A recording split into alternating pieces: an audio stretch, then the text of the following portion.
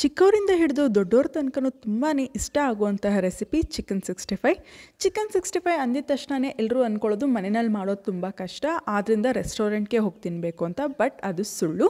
ಇವತ್ತಿನ ವಿಡಿಯೋದಲ್ಲಿ ನಾನು ಮನೆಯಲ್ಲಿ ತುಂಬಾ ಈಸಿಯಾಗಿ ಸುಲಭವಾಗಿ ಅತಿ ರುಚಿಯಾಗಿ ಚಿಕನ್ 65ನ ಹೇಗೆ ಮಾಡ್ಕೋಬೋದು ಅನ್ನೋದನ್ನು ತೋರಿಸ್ಕೊಡ್ತೀನಿ.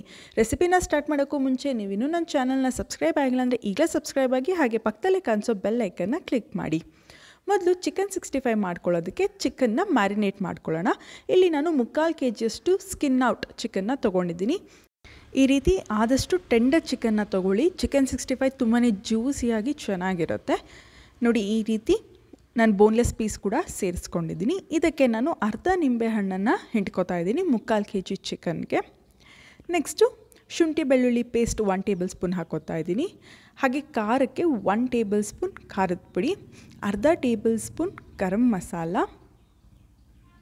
ಹಾಗೆ 1/4 ಟೇಬಲ್ ಸ್ಪೂನ್ ಜೀರಿಗೆ ಪೌಡರ್ ಒಂದು 1/4 ಟೇಬಲ್ ಸ್ಪೂನ್ ಹಾಕೊಳ್ಳಿ ಸಾಕು.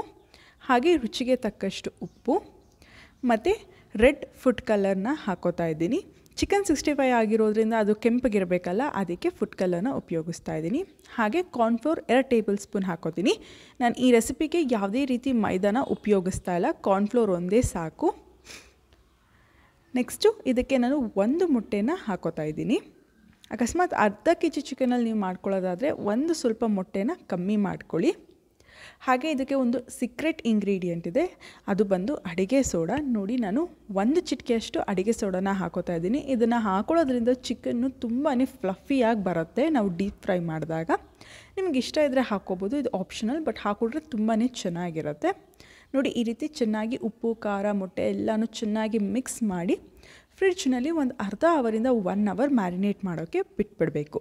ಇದು ಮ್ಯಾರಿನೇಟ್ ಆಗೋಷ್ಟರಲ್ಲಿ ನಾವು ಚಿಕನ್ 65ಗೆ ಮಸಾಲಾನ ರೆಡಿ ಮಾಡ್ಕೊಳ್ಳೋಣ. ಇಲ್ಲಿ ನಾನು 100 ಗ್ರಾಮಷ್ಟು ಮೊಸರನ್ನ ಹಾಕೋತಾ ಇದ್ದೀನಿ. ಫುಲ್ ಪ್ಯಾಕೆಟ್ ಹಾಕೋತಾ ಇದ್ದೀನಿ 10 ರೂಪೀಸ್ದು. ಅದಕ್ಕೆ ನಾನು red chilli sauce 2 table spoon ಹಾಕೋತಾ ಇದ್ದೀನಿ.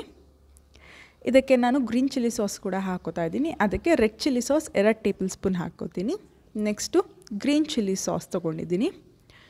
ನೋಡಿ, ಅದು ಕೂಡ ಒಂದೇ ಸ್ಪೂನ್ನ ನಾನು ಹಾಕೊಳ್ಳೋದು. Red chilli sauce 2 spoon, green chilli sauce 1 spoon. Next soya sauce, ಇದು ಕೂಡ ಅಷ್ಟೇ 1 ಟೇಬಲ್ ಸ್ಪೂನ್ ಹಾಕೋತೀನಿ. ಸೋಯಾ ಸಾಸ್ ಸ್ವಲ್ಪ ಕಮ್ಮಿನೇ ಹಾಕ್ಕೊಳ್ಳಿ, ಯಾಕೆ ಅಂದರೆ ಅದರಲ್ಲಿ ಹುಳಿ ಅಂಶ ಜಾಸ್ತಿ ಇರುತ್ತೆ, ನಾವು ಇದಕ್ಕೆಲ್ಲ ಸಾಸಸ್ನ ಉಪಯೋಗಿಸ್ತಾ ಇರೋದ್ರಿಂದ. ನೆಕ್ಸ್ಟು ಟೊಮ್ಯಾಟೊ ಕೆಚಪ್ನ ಹಾಕೋತಾ ಇದ್ದೀನಿ. ಟೊಮ್ಯಾಟೊ ಕೆಚಪ್ ಬಂದು ನಾನು 2 ದೊಡ್ಡ ಸ್ಪೂನಷ್ಟು ಹಾಕೋತೀನಿ.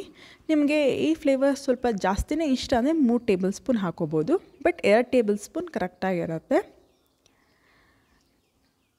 ಇದಕ್ಕೆ ನಾನು ಒಂದು ಅರ್ಧ ಟೇಬಲ್ ಸ್ಪೂನಷ್ಟು ಗರಂ ಮಸಾಲ, ಹಾಗೆ ಒಂದು 1/4 ಟೇಬಲ್ ಸ್ಪೂನಷ್ಟು ಖಾರದ ಪುಡಿ ಮತ್ತು 1 ಚಿಟಿಕೆ ಫುಡ್ ಕಲರ್ನ ಹಾಕೋತೀನಿ. ಈಗ ಇದನ್ನೆಲ್ಲ ಚೆನ್ನಾಗಿ ಮಿಕ್ಸ್ ಮಾಡ್ಕೊಳ್ಳೋಣ. ಇದಕ್ಕೆ ಉಪ್ಪೆಲ್ಲ ಏನೂ ಬೇಡ, ಯಾಕೆಂದರೆ ಸಾಸ್ ಹಾಕ್ಕೊಂಡಿರೋದ್ರಿಂದ ಅದ್ರಲ್ಲಿ ಆಲ್ರೆಡಿ ಉಪ್ಪು ಇರುತ್ತೆ. ಸೊ ನೋಡಿ ಚೆಕ್ ಮಾಡಿಕೊಂಡು ಬೇಕಿದ್ರೆ ಮಾತ್ರ ಹಾಕ್ಕೊಳ್ಳಿ, ಇಲ್ಲ ಅಂದರೆ ಇದರಲ್ಲಿರೋ ಉಪ್ಪೇ ಕರೆಕ್ಟಾಗಿ ಆಗುತ್ತೆ. ಈಗ ಇದೆಲ್ಲನೂ ಚೆನ್ನಾಗಿ ಮಿಕ್ಸ್ ಮಾಡ್ಕೋಬೇಕು ಈ ರೀತಿ. ಈಗ ಚಿಕನ್ 65ಗೆ ಮಸಾಲ ರೆಡಿ ಆಗಿದೆ. ಇದ್ರ ಜೊತೆಗೆ ನಾನು ಇನ್ನೊಂದು ಬೌಲಲ್ಲಿ 1 ಟೇಬಲ್ ಸ್ಪೂನಷ್ಟು ಕಾರ್ನ್ಫ್ಲೋರ್ನ ತೊಗೊಂಡು ಅದಕ್ಕೆ ಒಂದು 1/4 ಗ್ಲಾಸಷ್ಟು ನೀರನ್ನು ಹಾಕ್ಕೊಂಡು ಗಂಟು ಇಲ್ದಂಗೆ ಇದನ್ನು ಕೂಡ ಕಲಸಿಟ್ಕೋತೀನಿ. ಚಿಕನ್ 65ಗೆ ಕಾರ್ನ್ಫ್ಲೋರ್ ಸ್ಲರಿ ಹಾಕಲೇಬೇಕು. ಸೊ ಎರಡನ್ನೂ ನಾನು ರೆಡಿ ಮಾಡಿ ಇಟ್ಕೊಂಡ್ಬಿಟ್ಟಿದ್ದೀನಿ. ಚಿಕನ್ನು ಕೂಡ ಮ್ಯಾರಿನೇಟ್ ಆಗಿದೆ 1 ಅವರು.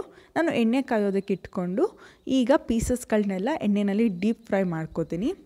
ಎಣ್ಣೆಯಲ್ಲಿ ಎಷ್ಟು ಇಡಿಸುತ್ತೋ ಅಷ್ಟೇ ಪೀಸ್ಗಳನ್ನ ಹಾಕ್ಕೊಂಡು ಡೀಪ್ ಫ್ರೈ ಮಾಡ್ಕೊಳ್ಳಿ. ಜಾಸ್ತಿ ಪೀಸ್ಗಳನ್ನ ಒಂದೇ ಸರಿ ಹಾಕಿಬಿಟ್ರೆ ಬೇಯೋದಿಲ್ಲ. ಈ ರೀತಿ ಬೆಂದು ಆದಮೇಲೆ ನಾನು ಇನ್ನೊಂದು ಸೈಡ್ ಕೂಡ ಮಗ್ಚಾಕೊಂಡು ಬೇಯಿಸ್ಕೊತೀನಿ. ಆದಷ್ಟು ಚೆನ್ನಾಗಿ ಕ್ರಿಸ್ಪಿಯಾಗಿ ಬೇಯಿಸ್ಕೊಳ್ಳಿ. ಚಿಕನ್ 65 ತುಂಬಾ ಚೆನ್ನಾಗಿ ಬರುತ್ತೆ. ಹಾಗೆ ನಾನು ಇದಕ್ಕೆ ಯಾವುದೇ ರೀತಿ ಮೈದಾ ಹಾಕಿಲ್ಲ, ಹಾಕೋದು ಬೇಡ, ಅದರ ಅವಶ್ಯಕತೆಯೇ ಇಲ್ಲ. ನೋಡಿ, ಈ ರೀತಿ ಡೀಪ್ ಫ್ರೈ ಮಾಡ್ಕೊಂಡಿದ್ದು ಆದಮೇಲೆ ನಾನು ಎಲ್ಲನೂ ಒಂದು ಬೌಲ್ಗೆ ತೆಗೆದಿಟ್ಕೋತೀನಿ. ಹಾಗೆ ಇನ್ನೂ ಒಂದು ಬ್ಯಾಚ್ ಕೂಡ ಇದೆ, ಅದನ್ನು ಕೂಡ ನಾನು ರೆಡಿ ಮಾಡಿ ಇಟ್ಕೋತೀನಿ. ಎಲ್ಲ ಪೀಸ್ಗಳನ್ನು ಡೀಪ್ ಫ್ರೈ ಮಾಡ್ಕೊಂಡಿದ್ದು ಆದಮೇಲೆ ಒಗ್ಗರಣೆಗೆ 1 ಟೇಬಲ್ ಸ್ಪೂನಷ್ಟು ಶುಂಠಿ ಹೆಚ್ಚಿಟ್ಕೊಂಡಿರೋದು, 1 ಟೇಬಲ್ ಸ್ಪೂನ್ ಬೆಳ್ಳುಳ್ಳಿ, ಹಾಗೆ ಅರ್ಧ ಹಿಡಿಯಷ್ಟು ಕರಿಬೇವು, ಒಂದು 5ರಿಂದ 6 ಹಸಿಮೆಣ್ಸಿನ್ಕಾಯಿ, 1 ಕೆಂಪು ಮೆಣಸಿನ್ಕಾಯಿ.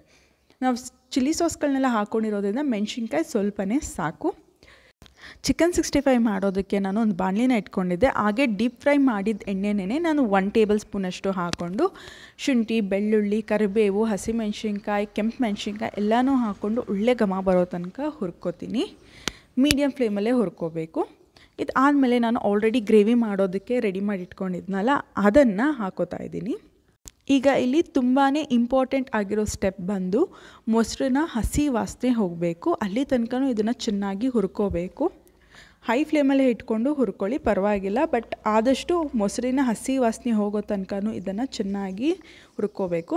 ಇದಕ್ಕೆ ನಾನೊಂದು ಅರ್ಧ ಟೇಬಲ್ ಸ್ಪೂನಷ್ಟು ಸಕ್ಕರೆನ ಸೇರಿಸ್ಕೋತಾ ಇದ್ದೀನಿ. ಇದು ಆಪ್ಷನಲ್, ಇಷ್ಟ ಇದ್ದರೆ ಹಾಕೊಳ್ಳಿ, ರುಚಿ ತುಂಬಾ ಚೆನ್ನಾಗಿ ಬರುತ್ತೆ. ಮೊಸರು ಹಸಿ ವಾಸನೆ ಎಲ್ಲ ಹೋಗಿದ್ದು ಆದಮೇಲೆ ನಾನು ಎಷ್ಟು ಬೇಕೋ ಅಷ್ಟು ನೀರನ್ನು ಹಾಕ್ಕೊಂಡು ಮತ್ತು ಇದನ್ನು ಕೂಡ ಅಷ್ಟೇ ಚೆನ್ನಾಗಿ ಕುದಿಸ್ಕೊತೀನಿ. ಕುದಿ ಬಂದಿದ್ದು ಆದಮೇಲೆ ನಾನು ಕಾರ್ನ್ಫ್ಲೋರ್ನ ನೀರಲ್ಲೇ ಹಾಕಿ ಕಲಸಿಟ್ಕೊಂಡಿದ್ನಲ್ಲ ಅದನ್ನು ಹಾಕ್ಕೋತಾ ಇದ್ದೀನಿ.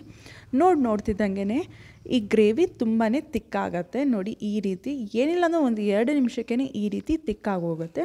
ಈ ರೀತಿ ತಿಕ್ ಆದಮೇಲೆ ನಾನು ಕರೆದಿಟ್ಕೊಂಡಿರುವಂತಹ ಚಿಕನ್ನ ಹಾಕ್ಕೋತಾ ಇದ್ದೀನಿ. ನೋಡಿ ಹೇಗೆ ತಿಕ್ಕಾಗಿದೆ ಅಂತ. ಏನಿಲ್ಲ, 2 ನಿಮಿಷಕ್ಕೆ ಆ ರೀತಿ ತಿಕ್ಕಾಗೋಗುತ್ತೆ. ಈಗ ಪೀಸಸ್ಗಳನ್ನೆಲ್ಲ ಹಾಕ್ಕೊಂಡು ಇದರಲ್ಲಿ ಚೆನ್ನಾಗಿ ಕುದಿಸ್ಕೋಬೇಕು.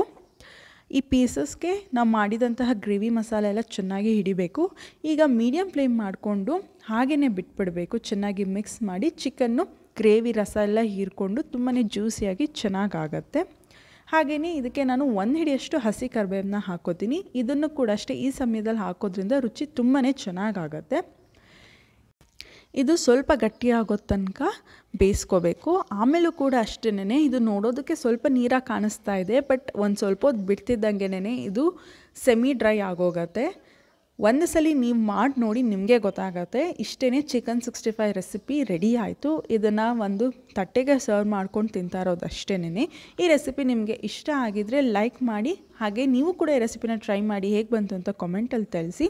ನಿಮ್ಮ ಫ್ರೆಂಡ್ಸ್, ಫ್ಯಾಮಿಲಿ ಮೆಂಬರ್ಸ್ಗೂ ಕೂಡ ಈ ರೆಸಿಪಿನ ಶೇರ್ ಮಾಡಿ. ಹಾಗೆ ನನ್ನ ಚಾನಲ್ನ ಸಬ್ಸ್ಕ್ರೈಬ್ ಆಗಿ.